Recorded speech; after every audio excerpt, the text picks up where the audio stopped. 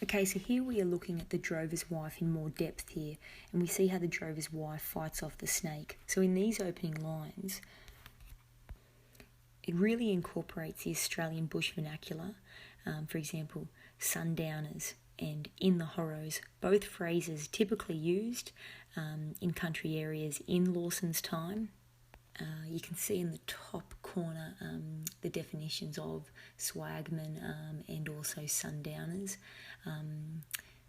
So reflecting the time and place in which Lawson was writing. So the fact that these unknown visitors scare the life out of the drover's wife, you've got the cliche, scares the life out of her. So it's a term that's commonly used. It's probably overused, and therefore that means it's a cliche. But Lawson has done this on purpose to show the genuine fear that the drover's wife has. This isn't an environmental fear, it's a human fear. She's genuinely scared, particularly that these strange men, particularly of these strange men that just show up to her home and are typically up to no good. Finally, we start to see some specific and compound adjectives. So that word compound, it just refers to two words connected together, or two terms that are connected together with a hyphen. So suspicious looking, villainous looking. And then we'll have a look at adverbs. Now these are words that typically finish with the ly. So for example, cunningly. All of these reinforce the threat that these men create in the mind of the drover's wife. It's a very real threat and enables us as the responder to effectively visualise them. So as the responder, we are visualising the genuine fear that the drover's wife has.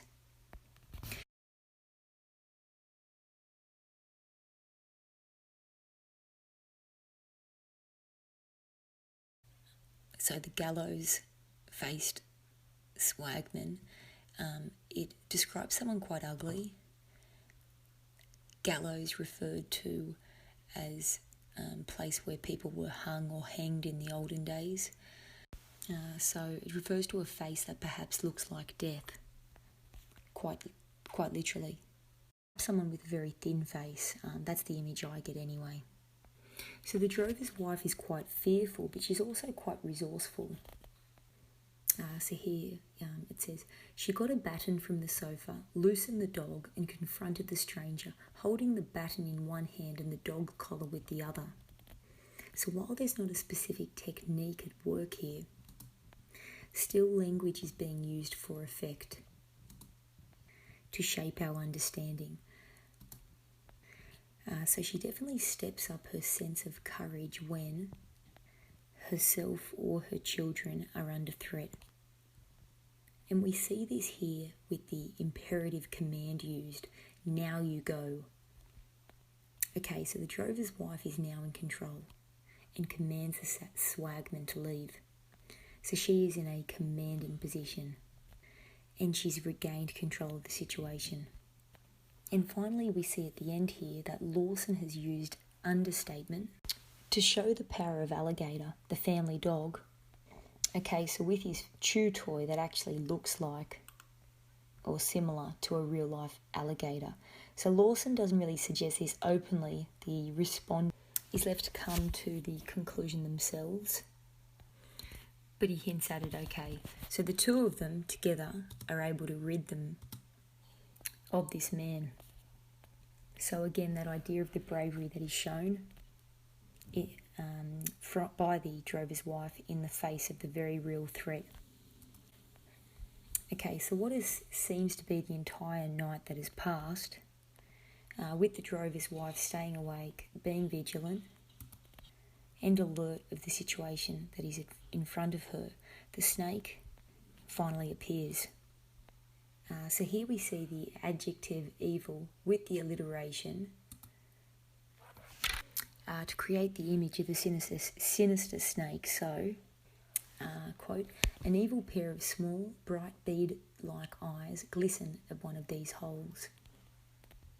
Okay, further to that, Lawson is starting to build some of that tension as well by using juxtaposition as well, again. So initially we get this sense that the snake is the hunter, and that the hunted, or the people that it is going after, are the drover's wife and her children and the dog. But here we see a switching of the roles. So while the snake is moving, the dog stays still and the drover's wife stays still. Okay, so this would suggest to us that the hunter and the hunted roles are now being reversed. Okay, so finally we have a look at the last sentence. Alligator springs and his jaws come together with a snap. Okay, so the active verb there with Lawson using springs and then the onomatopoeia suggests to us that obviously the snake has finally been vanquished, defeated, so to speak. There's also some discussion about the snake being a biblical allusion to evil, and perhaps the drover's wife is able to destroy it, and her ability to destroy it is symbolic of her overcoming evil.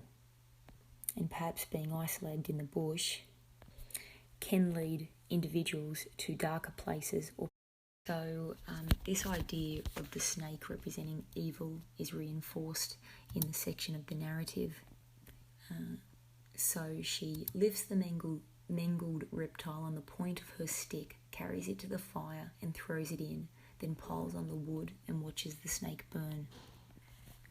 So here the snake is very much symbolic of evil, as it's vanquished, meaning defeated, and it's cremated. And what's important is that it happens in silence. It's almost like a ritual. Now the drover's wife's son, Tommy, and when he sees that the drover's wife is actually upset because she has tears in her eyes, he states in quite simple dialogue, okay, and we would also describe it as having poor syntax and colloquialism. So, "Mother, I won't never go drovin', blast me if I do." So it's simple dialogue, and we would also describe it as having poor syntax and colloquialism.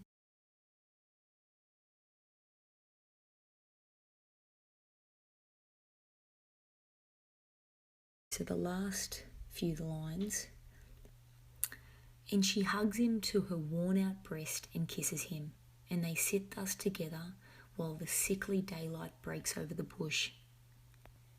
So a final image here that suggests closeness and intimacy, and finally a sense of understanding between the two of them as well. It's captured through Tommy's dialogue initially, but also now through the drover's wife's actions. So even though she hasn't spoken, the actions symbolise how she feels. So despite all this difficulty in their lives, they actually are a loving family.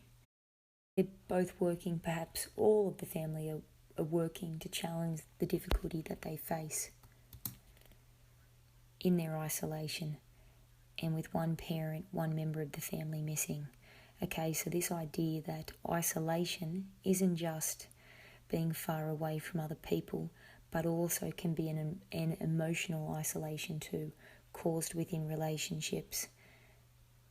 And we start to see that turned around in the last few lines. And we see quite a large amount of sensitivity in those last lines, and it reflects their caring nature. So today we looked at a number of different sections of the story. What we need to start doing is building the essay structure by looking at themes, symbolisms, etc. So I need you to finish annotating your copy of The Drover's Wife in terms of techniques. We'll then start to look at symbolism and themes.